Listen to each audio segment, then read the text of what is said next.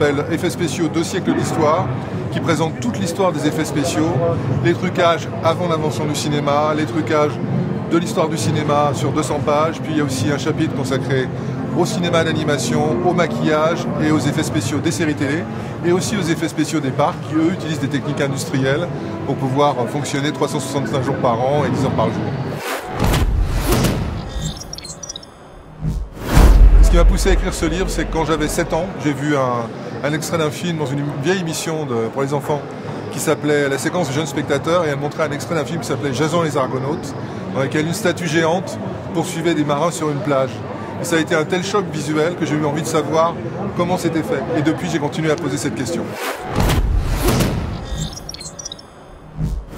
Oui, parce que je rencontre des gens qui sont des gens de toutes les générations, qui ont été émerveillés par des scènes qui sont vraiment restées gravées dans leur mémoire, comme par exemple celle de Jason et les Argonautes, ou pour des générations plus récentes, certaines scènes du 5e élément, de Luc Besson, ou encore des films de super-héros sortis ces dernières années.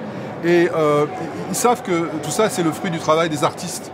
Et donc, les gens auxquels je rends hommage dans ce livre, ce sont des gens qui sont méconnus, qui ont fait un travail formidable et auxquels on rend hommage en montrant justement ce que c'est que ce travail dans les coulisses. Et le livre est très très illustré, il y a 2500 photos, 848 pages dans lesquelles on raconte plein d'anecdotes souvent très amusantes. Et c'est ce côté ludique et amusant et très humain, cette aventure humaine qui fait que ça intéresse les gens.